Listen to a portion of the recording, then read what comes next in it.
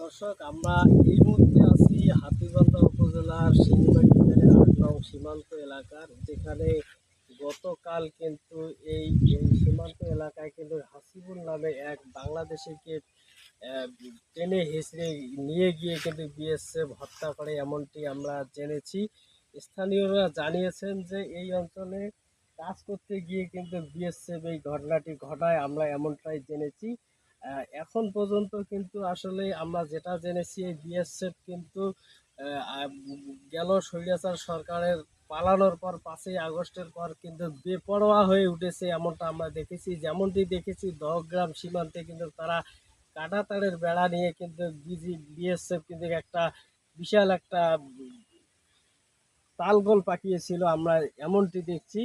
আমরা চাইবো যে এই সীমান্তবাসীর যে আসলে বাংলাদেশের সীমান্তবাসীর এই যে আসলে মানুষের মাঝে যে আসলে এই যে একটা ভয় যে বিএসএফ কিন্তু গুলি করে মারে পাখির মতো, এই ভয়টা যেন না থাকে। আমরা যেন এই বাংলাদেশের মানুষ যেন বাংলাদেশের যে জমিগুলো আছে সীমান্তবর্তী, সেই জমিগুলোতে যেন অবাধভাবে কাজ করতে পারে, এবং সেই বিষয়টা এই মাননীয় যে উপদেষ্টা আছে তিনি কিন্তু এই বিষয়টা দেখবেন বলে আশা করছি।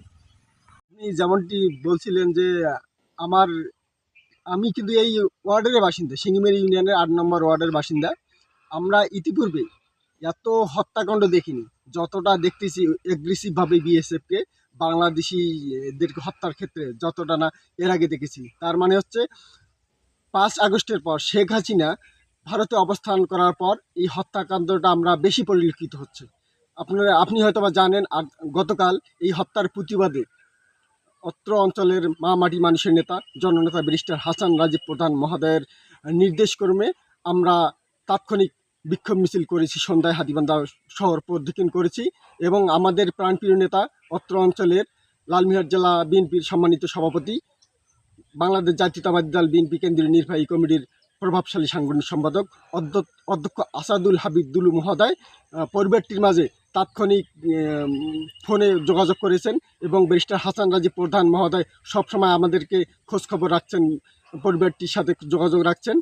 এবং আমরা মনে করি এই সীমান্ত হত্যা বন্ধ করা দরকার, কারণ রাইফেল বিএসএফের কাছেও আছে এবং আমাদের সীমান্তরক্ষী বাহিনী বিডিআরের কাছে আছে।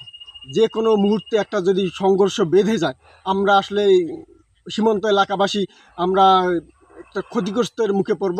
আমরা চাই ডক্টর ইউনূসের মাধ্যমে মাননীয় প্রধান উপদেষ্টা তিনি যেন এই সীমান্ত হত্যার ব্যাপারে সুনির্দিষ্টভাবে ভারতীয় রাষ্ট্রদূতকে তলব করে এবং রাষ্ট্রদূতকে অবহিত করে এই ব্যাপারটি, সীমান্ত হত্যা যেন ভবিষ্যতে আর না হয়, সেটাই আমরা আশা করি।